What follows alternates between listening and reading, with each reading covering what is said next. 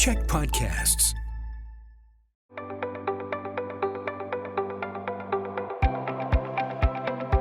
Hi, I'm Bruce Williams. I'm the CEO of the Greater Victoria Chamber of Commerce. This is Chamber Chats, coming to you as always from the podcasting studios of Czech Television, one of our chamber champions. I would like to recognize right off the bat, of course, that I live and work in the unceded ancestral territory of the Lekwungen-speaking nations, the Songhees and the Esquimalt. Our privilege and honor to live and work alongside them every single day. Chamber Chats are made possible by the support of Island Savings, a division of First West Credit Union, and by C-SPAN Victoria Shipyards.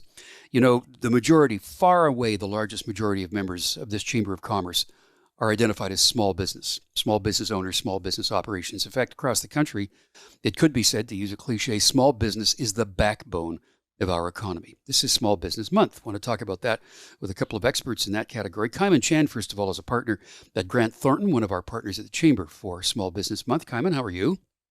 Doing great, Bruce. Thank you. Nice to see you. And Tom Conway is in Vancouver. He's the CEO of Small Business BC. Tom, how are you? I'm well, Bruce. Thank you for having me. Good. Thank you for joining us. So, Kyman, I want to start with you. You're a guy who's kind of hands-on, working with clients in the work that Grant Thornton does all the time. So, What challenges and issues did you hear most frequently from your clients through the pandemic? Well, obviously, in the beginning of the pandemic, primarily with smaller businesses, the biggest issue was, how do you figure out these protocols? Like, what are we supposed to do? I mean, obviously, everybody started off by closing, but you can't do a business by closing. So the first thing on the agenda was figuring out, what does that mean in terms of the number of people in your store? What does that mean in terms of safe barriers and distance between tables and restaurants and things like that? So that was, I think, what consumed people at first. And then obviously coming out of the pandemic, a lot of it was around labor, which was, people are used to not working. How do I get them to come back to work? So that's kind of what we found for the most part. Tom Conway, my experience in working with other chambers around the province and around the country, the response and reactions were different in different areas. Did you see across BC that there was a difference between, the island, Lower Mainland, Greater Vancouver, Kootenays, Interior, whatever? No, you know what? Honestly, I didn't see a difference. What I did see in the beginning of the pandemic, at least, was there were businesses, as Kyman mentioned, that really needed resources really quickly. And so we partnered with the provincial and the federal government to provide a call center, increase our call center. We actually increased our staff during that time to respond to the needs of those businesses who were, looking for how to identify the resources to help them stay afloat, whether it was rental assistance or employment assistance to keep their staff from being laid off. And so that happened throughout the province. We had a huge influx of businesses contacting Small Business BC. We went from $1.7 million connections on our website page views a year to over 5 million during the first year of the pandemic, because there were so many people and interested in how to connect. And we had over 40,000 phone calls during that first year too that we were handling on behalf of government to respond to those needs. So it was uniform throughout the province. Yeah, the creation of solutions is what both of you do. And Tom, I'm just curious to know if any businesses did get back to you and say, hey, we're doing this or we're doing that. It worked for us. Will it work for others? Did that happen much? Entirely. You know what? And they didn't need to get back to us. What we implemented really quickly in the early days of the pandemic was, we used to have in-person meetups, and we went to daily Zoom meetups for businesses to give them a place to connect with one another. And it was so heartwarming to me throughout the province that, you would hear the despair in another business owner's voice, and other business owners would jump in to help and offer help and say, this is what I did. And it was just an amazing, heartwarming experience for me to see that happen in real time. Yeah. Kyman, what about you and the client base at Grant Thornton? Again, people come to you with problems and you offer solutions. What kind of solutions were prevalent? Well, I think, again, in the beginning, the most popular solution was just getting together and sharing information, kind of like what Tom was talking about. We do have, or I have a couple of roundtables that I facilitate with a couple of different client groups, depending on the industry. And we were still running them, obviously, virtually in the beginning of the pandemic. And the participants were just really thankful to be able to get together and share information. As Tom said, I think in the beginning, what it did was just comforted everybody that, hey, it's okay. I'm going through the same thing you are. I think probably something that was maybe unforeseen by us is that one of those roundtables in particular, it was a building trades one. Everybody was super busy and they didn't slow down at all during the pandemic. And so what they were sharing was information on, well, this is how we stay within the distancing protocols if we're indoors and things like that. So it wasn't so much, oh, how did you manage to get payroll run or things like that. It was more like, how are we going to be able to keep up, even with what's going on? So it was interesting to see there were definitely both sides to that. Yeah, at Grant Thornton, you're in the business of helping people manage their assets and their operations and their budgets and that sort of thing. So suddenly, inflation has gone boom, and it's in our face all the time. We're facing a recession. So, Kyman, I'll stay with you for this. Let's talk about inflation right now. What are you talking to people about in order to best manage this situation? Well, it is obviously different for different people and depends on the kind of business that you have. If you're highly dependent on inputs and supply chain, being able to purchase things to resell, that's a sort of a different problem than if you're a service organization that's entirely reliant on labor, because although we know that both labor and physical inputs are increasing in price, the one thing that I would say that is sort of in common with any organization, the first thing we turn to is always debt. Right. We know that one of the factors or the aspects of inflation are these rising interest rates, and so the first thing that you can do to help yourself is get rid of that debt, or at least manage it in a way that makes the uncertainty not a reality anymore. And Tom, what's the inflation conversation sound like right now at Small Business BC? Right now, we're hearing from some of our clients. And particularly as Kyman was referring to, the service industry, food and beverage, tourism industry. Inflation is just another hit in a series of hits that small businesses have taken over the course of the past couple of years. Starting with the pandemic, and then we got the labor issues and supply chain issues, and now inflation, and it's impacting consumers, which is impacting their business. And it's also, and when I think of, food and beverage in particular, when you go into a restaurant now, our meal bills have gone up, and it's because the restaurants and others have had to increase their prices to accommodate the increase in prices that they're seeing from their vendors.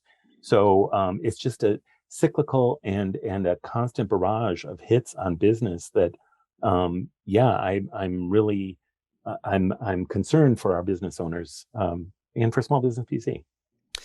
So that conversation is underway about inflation. There's so many moving parts with that, between daycare needs and housing and supply chain and workers and all that stuff. The other word, of course, that's now on the horizon, looming, might be on the next bus, we don't know, and that is a recession. So next we want to talk about how small business can recession-proof themselves.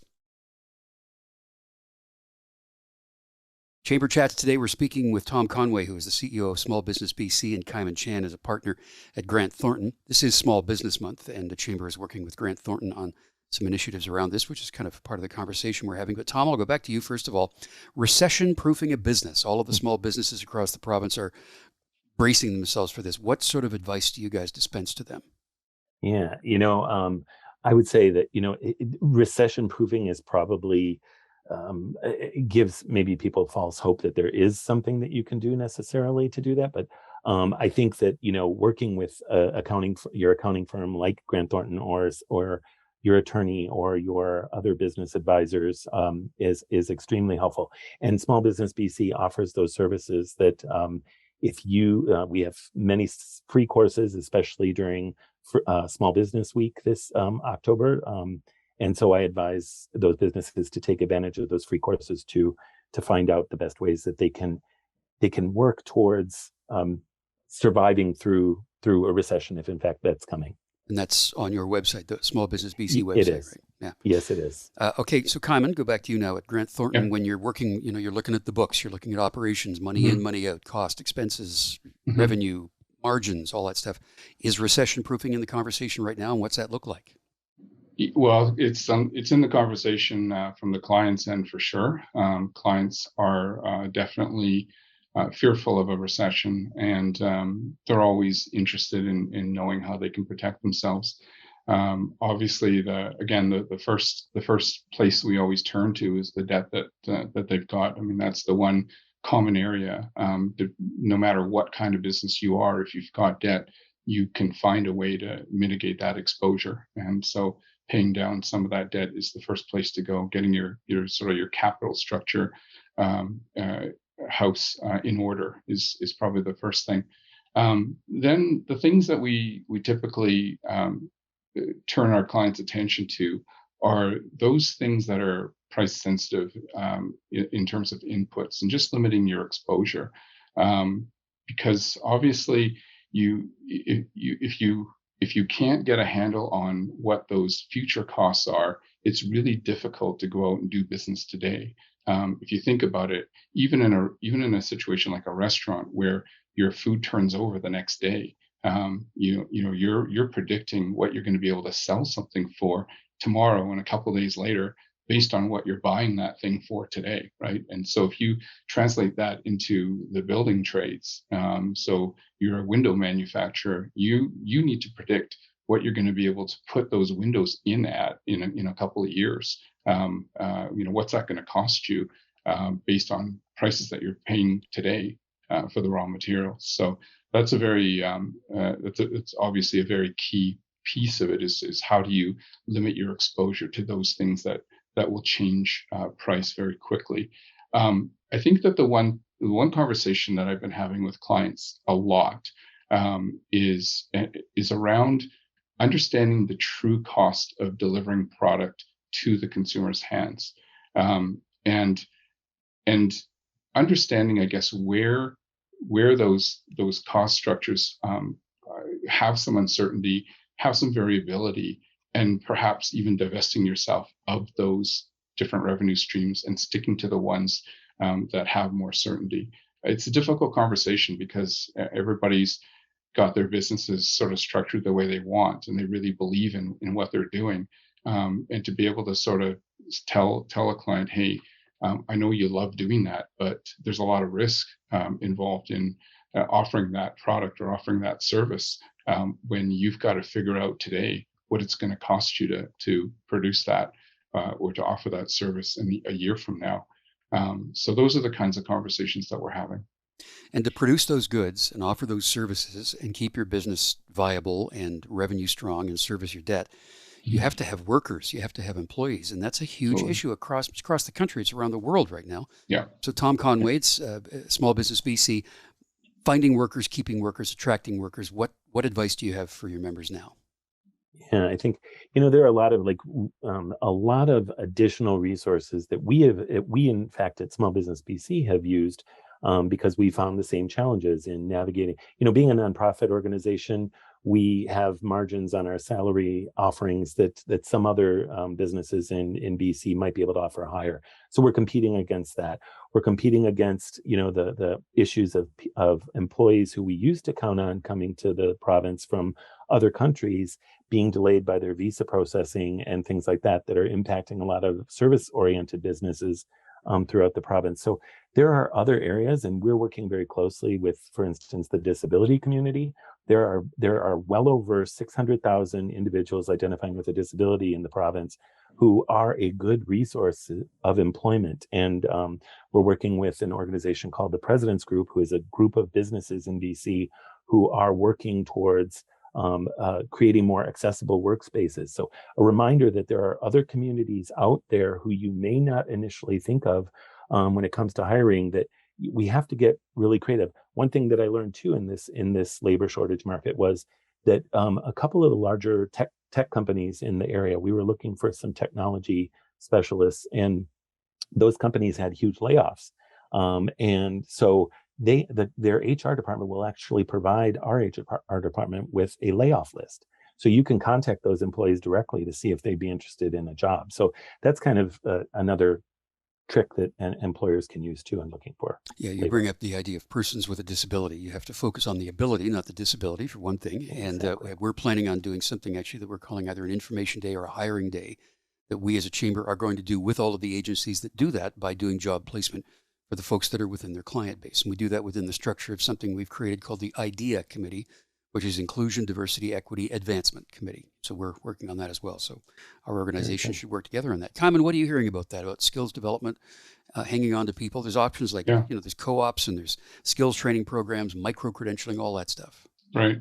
Yeah. And I was glad to hear Tom talk about sort of diversifying the traditional areas where you would go to find labor, because that's one of the conversations that we're having with clients today also is, maybe going right to university to university campus recruiting isn't necessarily going to get you the numbers that you need in order to sort of fill those positions. And so where else are you going to look?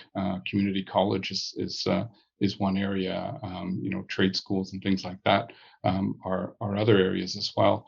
I guess one of the things that really, really hinders us as employers in the CRD is housing costs. I mean, no matter what problems people are having across the country attracting labor, you have a unique problem in areas like Vancouver, Victoria, Toronto. That's where we're seeing our colleagues in those markets are having issues that are different than other areas of the country. And we've got offices all across the country. So we've got offices in like St. John, New Brunswick, and places like that where the housing market's just not the same. And so it's difficult to find people. But if you can find a couple of people that are looking for a job, they're not all of a sudden, wait a minute, how much does it cost to buy a house there? And then sort of balking at that. And that's the one unique feature that we see a lot of. So we do have clients that have been creative in that area in terms of offering housing incentives, and also some who have started purchasing properties for their employees to live in.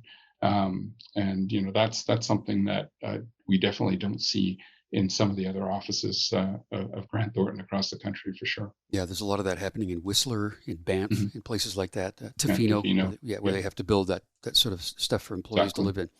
Yeah. Another disruptor which impacted small business and all business was the concept of working from home and shopping online. Both of those have been factors. We're going to talk about that next on Chamber Chats.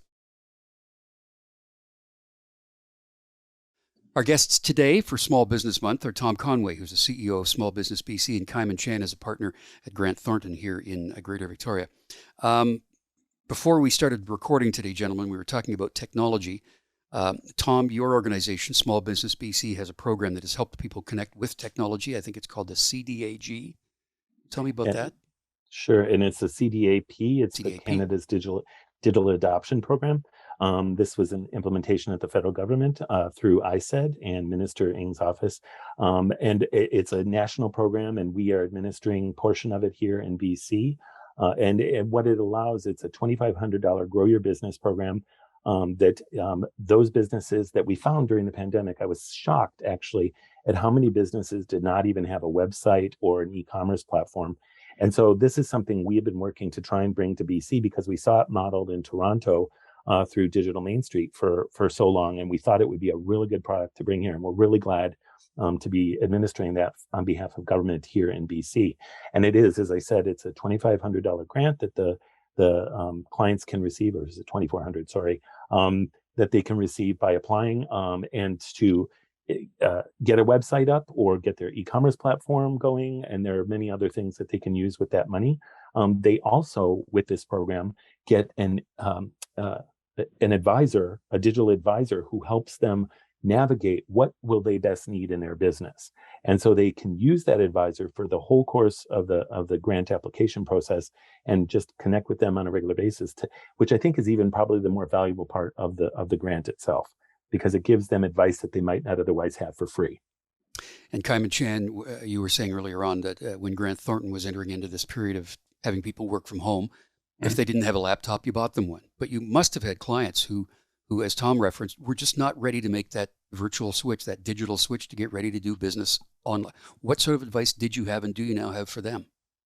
Well, you're right, Bruce. I think in the beginning, there were definitely clients and businesses who were reluctant to sort of dive in necessarily, and that maybe their attitude was, well, this is just a fad. It's going to pass, and we'll get back to business as usual. And obviously, we've all found out that as you've said, people like shopping. People have to shop online. They like shopping online. They're going to stay shopping online. The one thing I would say around sort of technology in general is that that is one of the ways that we can kind of cope with this labor shortage is through automation. And I'm not saying you can use robots for everything. I mean, I don't know that we've yet figured out how to use robots to fill out tax returns, for instance. No. But we've got robots that can serve food to tables and restaurants. We've got automatic receptionists, and we have that at Grant Thornton. Those are ways that you can sort of leverage technology in order to get things done. And so one of the services that we've found very popular through the pandemic and out the other end of the pandemic is actually what we call our digital infrastructure transformation group, which is sort of a fancy way of saying it's sort of IT consultant, if you will. But the primary purpose that they serve, or that the primary engagement that they've been finding popular with clients, is helping them find digital solutions to their operations. Basically, what sort of software can you use to kind of do two things that you traditionally use software to do one, for instance, or how can you turn a job that used to take 3 people into a job that only takes 1 person by using apps and software and those sorts of things. And that can free up employees to find other opportunities with other places that want to hire them. So that all works exactly. out. Yeah. Gentlemen, there's a whole lot more we could talk about, but we're out of time right now. Why don't we convene again in a couple of months and continue this conversation about what we can all be doing to help small business. And by the way, if you're shopping online, whatever you can buy from someplace else, you can also find in town. So buy from your neighbors. They can also deliver it to you. Don't forget about that. Absolutely. Tom Conway, CEO of Small Business BC. Your website is sbbc.ca, I believe. Smallbusinessbc.ca. Smallbusiness.bc.ca. And Kyman Chan from Grant Thornton, a partner in town here. Thank you very much for being with us, gentlemen, both of you, as we celebrate Small Business Month. I'm Bruce Williams. We'll see you for another Chamber Chat.